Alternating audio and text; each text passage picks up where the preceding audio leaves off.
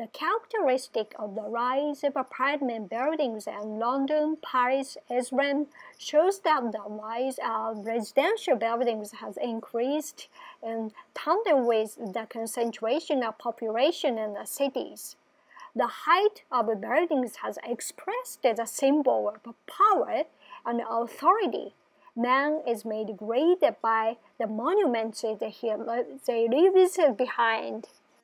The buildings up of structures signifies resistance to the building's fighting attack to gravity and expressive amounts conquested of nature and the symbol of man's freedoms.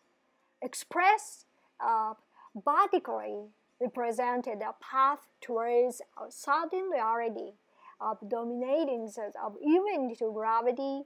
Buildings express man's ability to conquer nature. Islamic cities, mosques were built as a place of worship, and their domes and minarets, spires, tall, thin towers, and near mosques became local landmarks, symbols of religious authority.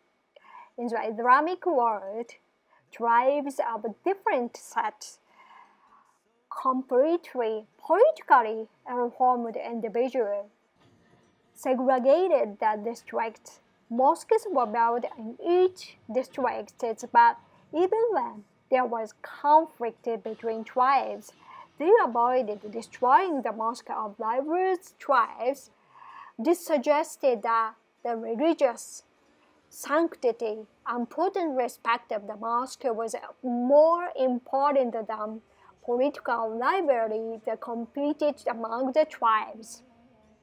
Since the 1960s, radio towers have been built in various cities to transmit the radio and television signals. The TV tower on the home East German side of Berlin is 365 meters high. The height of the tower is said to have been set to make its presence known as far as the West Berlin side. Since the radio tower can be regarded as a central function of information and the symbol of modernizations, it is so that the forming communist bloc stated had the aim of showing off their technological and information management capabilities to the West and to their own citizens. Advances in building technology, namely steel frame technologies and the inventions of the arbitrary invention of the steel frame, pushes buildings to higher and higher levels. The taller a building was built, the thicker walls had to be supported its weight. This shift from traditional stone buildings to steel buildings, along with the rise of high-rise buildings that symbolize the life of modernity. The subsequent spread of elevators meant the upper floors were no longer at the disadvantages. In fact, the value of the upper floors increased. The technological feasibilities of high-rise construction meant that the height of buildings are reflected in land prices, allowing building owners to create buildings as tall as they wished. High-rise buildings are also a source of economic benefit. Companies make rational use of land to maximize profit. High-rise constructions taking the main profit are directly related to the floor areas of the buildings, and the securing of the floor area, increase in size, generally correlated with the creation of high-rise buildings. In addition, increase in the corporate profit, high-rise development may indirectly contribute to the revitalization of local economics through the creation of jobs and industries, and thus is used as a justification for high-rise development. Logic of building taller buildings is also used as a justification for high-rise development. There are also examples of attempts to show off one's power and authority by intentional building a larger structure. Hitler's arc was more than twice as high as Napoleon's arcs, about 120 meters. Kim Il-sung's arc in North Korea is marked as being taller than the arc of the Atlas. In this way, by building a structure larger than those of our pastoral rulers, Kim Il-sung sought to play on their prestige and respected and to make his own authority and power known, both domestically and internationally. When new political regimes have been born, they have sought to demonstrate their legitimacies by destroying the high-rise structures that symbolized their past political power. For example, in the Soviet Union's Stalin destroyed the cathedral and the symbol of the old regime's government symbol, a method attempted to build a monument to declare victory of the Communist Party of its own. In Japan, the new Meiji government destroyed castle towers as relics of the tradition system past contributions of the federal era and converted them to military use. Although not destroyed, these massive structures were built by the rulers of other countries. Skyscrapers functions as visual landmarks, allowing people to know the directions and where they were. For example, 99-meter high bell tower of St. Mark's Basilica Pizzaiolo Marco Venice is the tallest building in the world. The bell tower becomes a landmark for several as they set sail the returned home. They knew which way the wind was blowing by looking at the Angelus Gabriel shining at the top. 134 high-rise office buildings became the landmarks in the city, and giant billboards with discorporated names and logos displayed in prominent positions.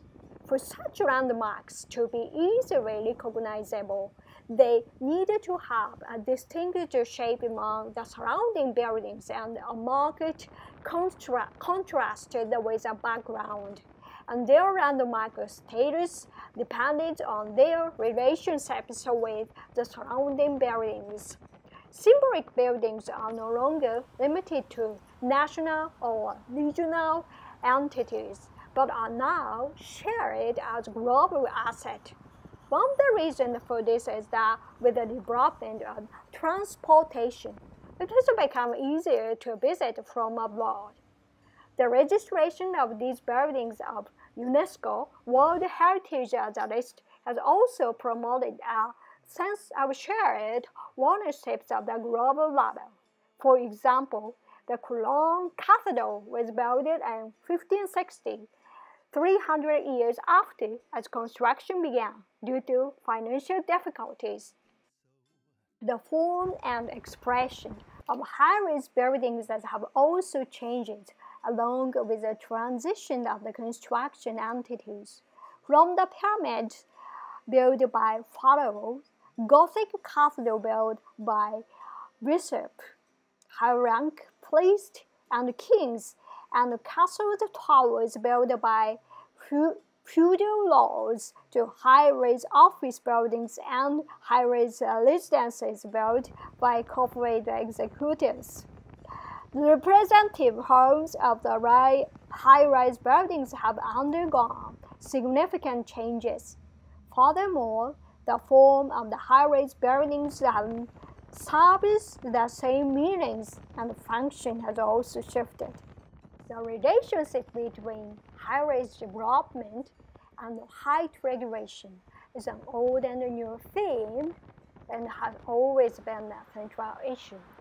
It has always been in considering how height should be regulated. It is necessary to fully examine the meaning of building height and area, and the need for high-rise buildings, advanced and construction technology, namely steel frame technologies, invention of the elevators, have promoted the development of high-rise buildings.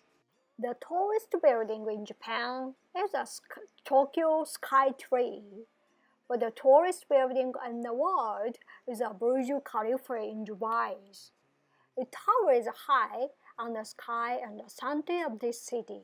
Subsequent widespread use of elevators has led to the upper floors no longer being at a disadvantage, that rather to the value of the upper floor increasing its technology feasibilities of the high-rise constructions.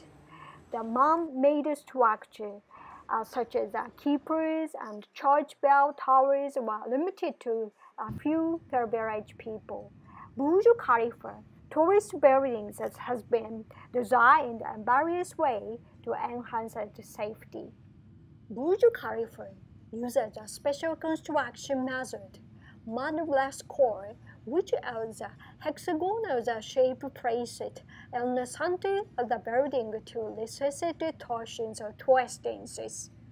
However, considering the height of the building, this is not enough. The structure is extended in three directions from the center of the building to the outside.